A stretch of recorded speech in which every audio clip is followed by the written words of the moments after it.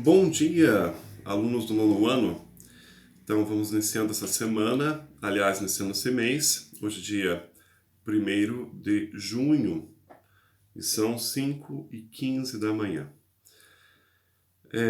Quero saudar cada um de vocês, parabenizar aqueles que estão me acompanhando pelas aulas, pelos vídeos, pelas atividades e lembrar aqueles que ainda não entregaram as atividades, que entreguem, né? Para que a gente possa registrar, para que você tenha uma boa nota nesse bimestre e, mais importante de tudo, que você tenha o conhecimento, já no nono ano do Fundamental 2, sobre esses três grandes filósofos do mundo antigo, da filosofia grega, que nós chamamos da Trindade clássica: Sócrates, Platão e Aristóteles.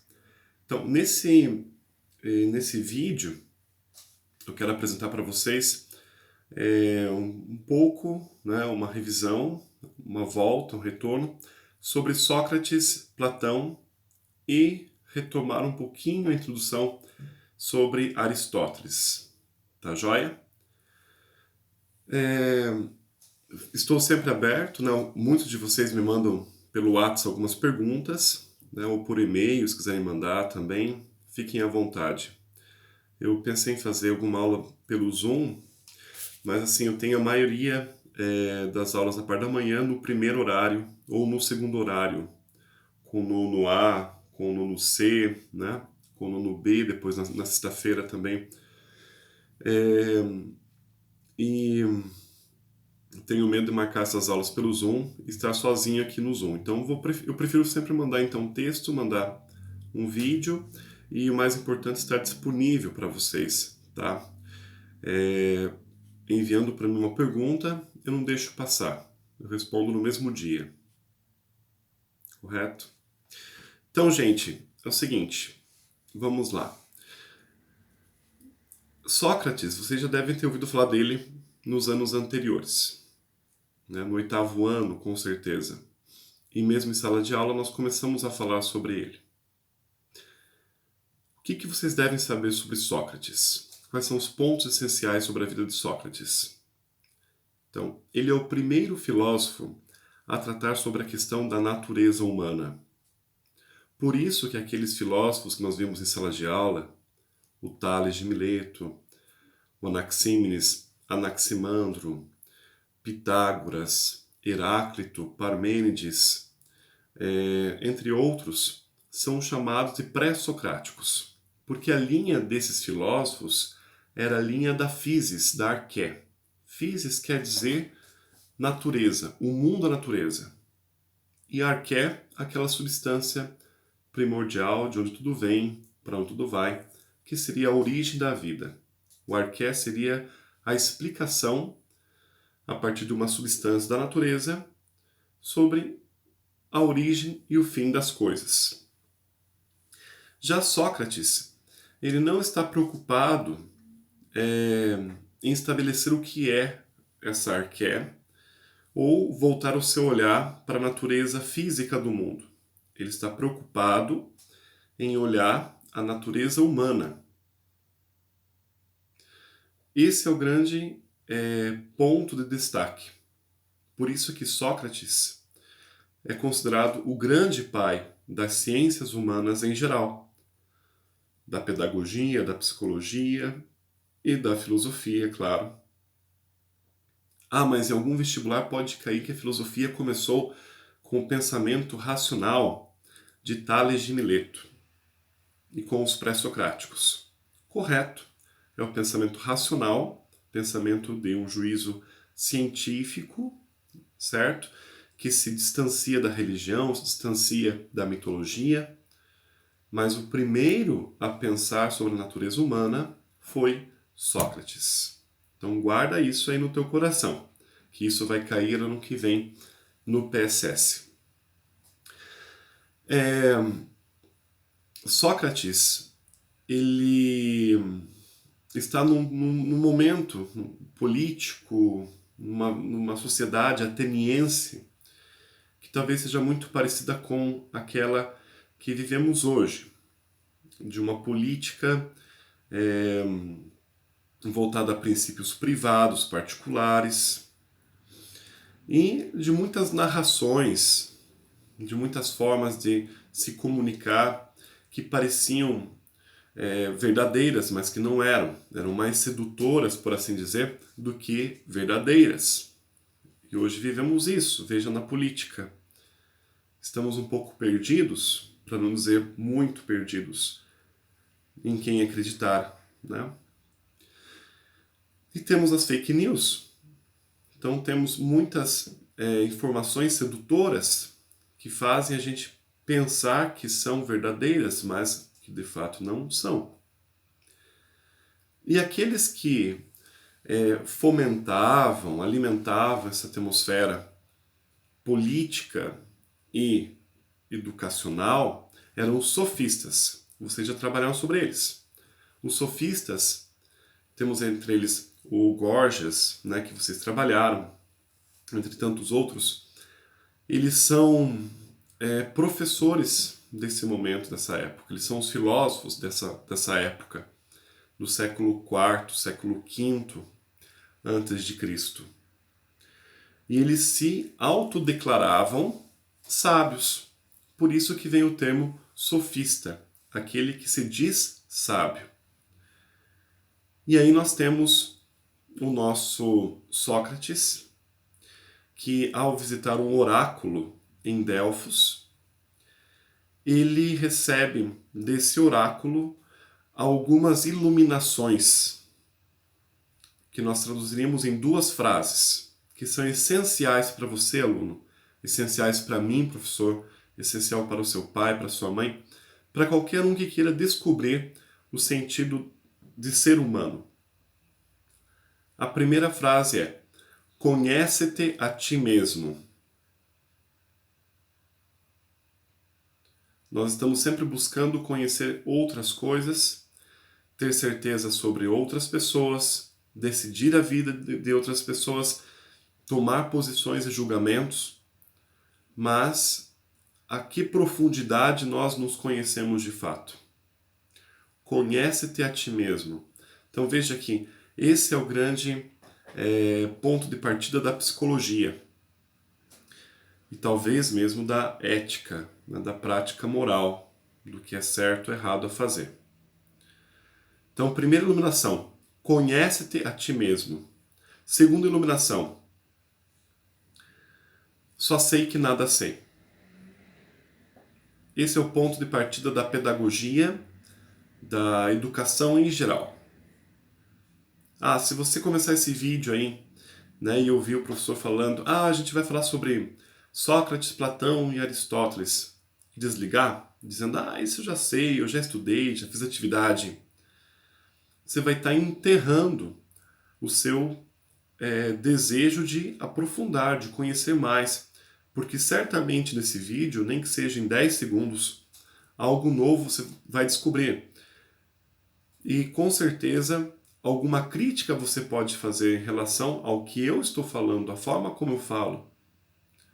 Então, só sei que nada sei. A humildade é o primeiro passo para a educação. Então, começar a estudar, a reavaliar seus conceitos, a analisar os conceitos dos outros, sempre numa postura de humildade. Os melhores alunos e os melhores professores são os mais humildes, aqueles que se aproximam do outro com humildade, com uma postura modesta. Então, duas frases. Conhece a ti mesmo, só sei que nada sei. Segundo ponto, muito importante, e isso pode cair no PSS-1, é o método socrático. A forma como Sócrates ele se colocava diante das pessoas, né? E essa forma era por meio da ironia e da maiêutica.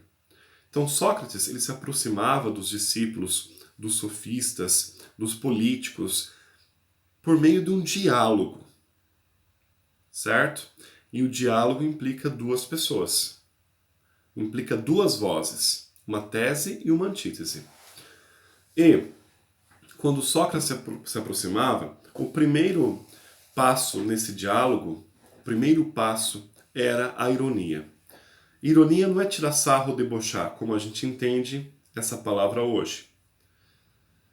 Ser muito crítico, não. A ironia socrática era uma provocação, fazer com que o outro percebesse que ele não sabia tudo do que ele achava que sabia. Então, se vocês pegarem os textos de Platão que escreve sobre Sócrates, uma vez que Sócrates não deixou nada por escrito, vocês vão perceber que Sócrates está sempre perguntando: o que você sabe sobre a justiça? O que você sabe sobre os deuses? Né? E aí ele vai conversando, vai estabelecendo um diálogo. E durante esse diálogo, o primeiro passo é provocar que há um esvaziamento no outro e há um conhecimento superficial no outro, que ele poderia conhecer mais, mas está se baseando em ideias supérfluas, muito simples. E aí vamos para a segunda forma do método socrático, que é a maiêutica. Maiêutica quer dizer parto. A mãe de Sócrates era uma parteira. Por isso, para Sócrates, é importante agir na educação ou na psicologia, ou no trato com o outro ser humano, como um parteiro. O parteiro não é aquele que dá o bebê para a mãe, a parturiente, né? Não, o bebê ele retira. Aliás, a mãe ela retira de si esse bebê, o parteiro recebe o bebê.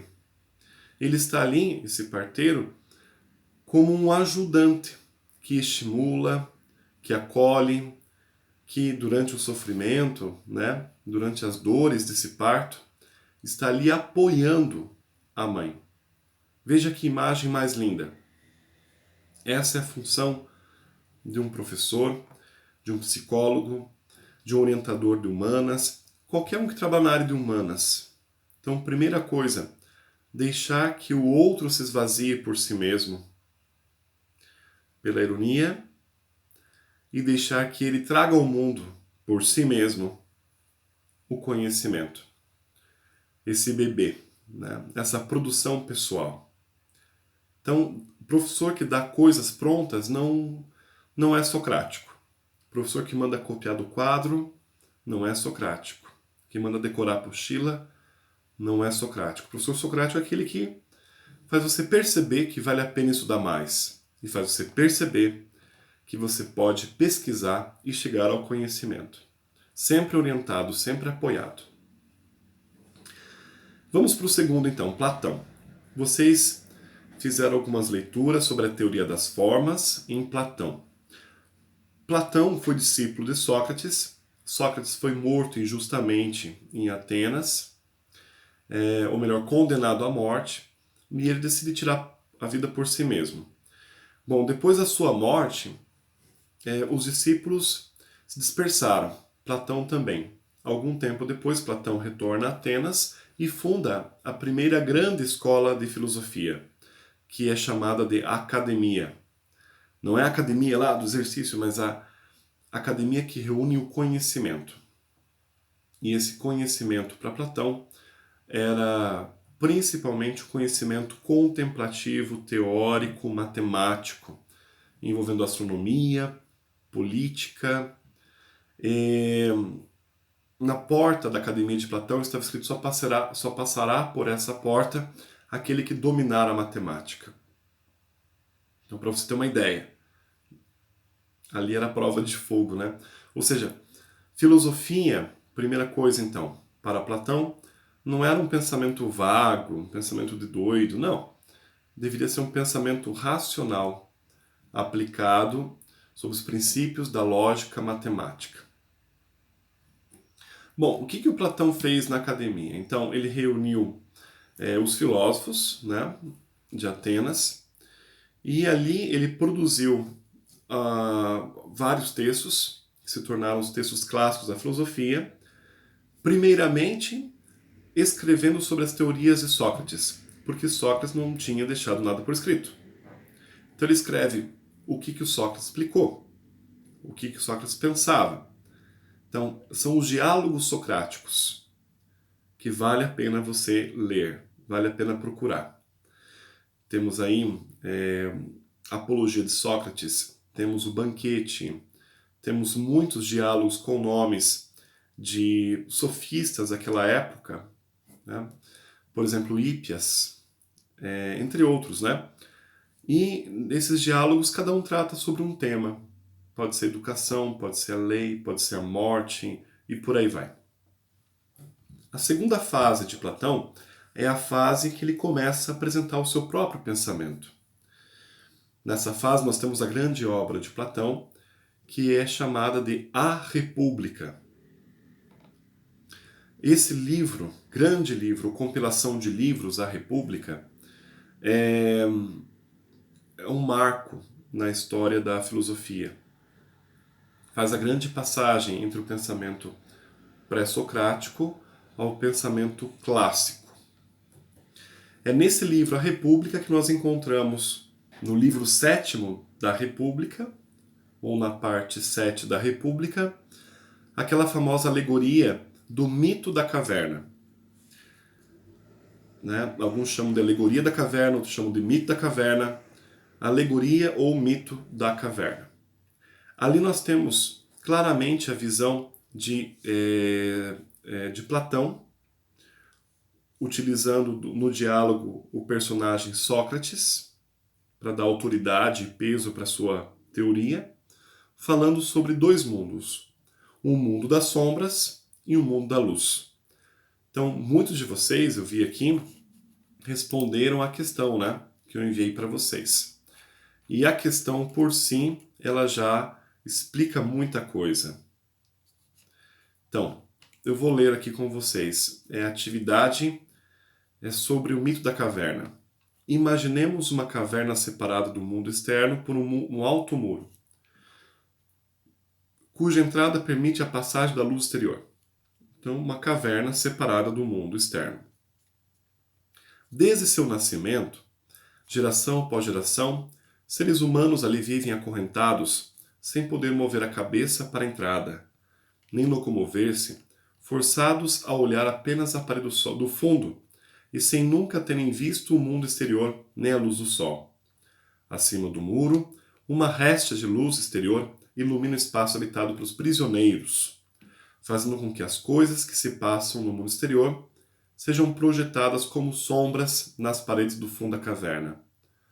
Por trás do muro, pessoas passam conversando e carregando nos ombros figuras de homens, mulheres, animais, cujas sombras são projetadas na parede da caverna. Os prisioneiros julgam que essas sombras são as próprias coisas externas e que os artefatos projetados são seres vivos que se movem e falam. Então veja a situação.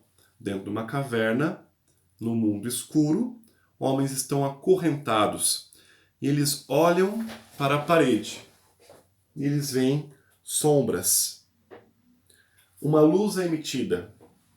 Entre essa luz e a sombra e os prisioneiros, temos marionetes, né? Então imaginem, alguém está ali fazendo imagens ou passando estátuas e projetando sombras e fazendo dublagem, imitando sons.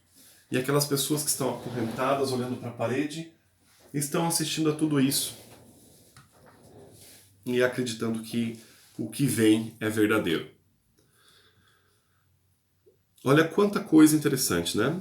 Quantos símbolos, a sombra, a corrente, a manipulação, alguém que está fazendo com que o prisioneiro pense que o que ele vê é verdade. A informação que ele lê na parede é verdade, é verdadeira. Bom, um dos prisioneiros, tomado pela curiosidade, decide fugir da caverna. Fabrica um instrumento com o qual quebra os grilhões, escala o muro. Tem uma tradição que fala que ele foi solto. Bom, sai da caverna e no primeiro instante fica totalmente cego pela luminosidade do sol, com a qual seus olhos não estão acostumados. Pouco a pouco habitua-se à luz e começa a ver o mundo. Encanta-se, deslumbra-se, tem a felicidade de finalmente ver as próprias coisas, descobrindo que em sua primeira visão, ou na sua prisão, vira apenas sombras. Então tá. Alguém sai dessa caverna. Tá? Segundo esse texto da Chauí, foi liberto. Segundo o texto da República de Platão, ele simplesmente é solto. É difícil sair da caverna? Claro que é, porque é muito cômodo, é confortável, passou a vida inteira lá dentro. E quando você acorda de manhã, né, tua mãe abre a janela e vem aquele clarão do sol. Não te queima os olhos? Agora imagina quem esteve sempre sentado, né? Até se mexer e sair. Gente, isso é escola. Isso é um curso técnico. Isso é quando você vai aprender. É essa dor. Lembra do parto das ideias, né? A maiêutica de Sócrates. Então, é um sofrimento sair da caverna. E quando você conhece algo novo, você prefere acreditar na coisa velha. Você não quer acreditar na coisa nova. Então, de volta à caverna. Olha que interessante. E aqui nós temos a função do político. De volta à caverna, para contar o que viu e libertar os demais, também não saberá mover-se nem falar de modo compreensível para os outros, que não acreditarão nele, e correrá o risco de ser morto pelos que jamais abandonaram a caverna. Gente, a partir desse momento, na obra da República, Platão fala sobre a função do político. Então, o educador e o político têm essa função de estourar os grilhões, as amarras, as correntes e mostrar a verdade. Ele não pode ter a verdade somente para ele. Ele não é um privilegiado. Ele quer também divulgar essa verdade. Então, a passagem acima é o conhecido mito da caverna, exposto na obra República de Platão. As alternativas abaixo correspondem corretamente à passagem acima, exceto. Então tá, vamos na errada primeiro. Então, qual que é a errada? É a terceira. A vida na caverna é a vida na dimensão do inteligível. A vida na pura luz é a vida na dimensão do sensível. Não. O que é o inteligível? É o mundo das ideias, é o mundo que está lá acima. O mundo sensível é o mundo do corpo. A prisão, né, do nosso conhecimento é esse corpo. Estamos dentro dele e ele nos prende, nos engana pela sensibilidade. O que é sensibilidade? Eu estou aqui tomando agora um chá e eu posso achar ele gostoso, porque eu tenho um paladar, uma sensação. Você pode achar que ele não é gostoso. Então, qual que é o bom chá? O verdadeiro chá? O chá que está no mundo das ideias. Entenderam? Todo chá que está aqui nesse mundo, ele passa pela sensação, pela sensibilidade. E a sensibilidade engana. Então, teremos que inverter ali as frases, os complementos das frases. A vida na caverna, na verdade, é a dimensão do sensível. É estar no mundo das sombras. Estar se baseando apenas no que se vê lá na parede. Já a vida na pura luz, ou no puro entendimento, é a dimensão do mundo das ideias. Então, guarda essa expressão. Dualidade em Platão. Dualismo, duas coisas. Uma coisa é o mundo das ideias, uma coisa é o mundo sensível. São dois mundos. E do mundo das ideias caiu a alma. A única coisa desse mundo que pertence ao mundo das ideias é a alma. E ela está presa nesse corpo e essa alma quer voltar para o mundo das ideias. E o resto está correto. Então leia lá com calma. A visão do sol é a visão da verdade. O prisioneiro que decide fugir da caverna representa o filósofo. Um dos vários significados desse mito diz respeito à questão do conhecimento sensível, do conhecimento inteligível, né? Então, conhecimento sensível baseado nas sensações de quem está na caverna assistindo, se baseia na visão, no que ouve, né? As sombras representam o conhecimento ilusório e errôneo, o conhecimento dos sentidos. Gente, nessa questão, vocês têm, olha que questão importante, vocês têm o resumo da passagem do mito da caverna, ou da alegoria da caverna, e tem os conceitos corretos, exceto um, que é o terceiro. A vida na caverna é a vida na dimensão inteligível? Não. É a vida na dimensão do sensível.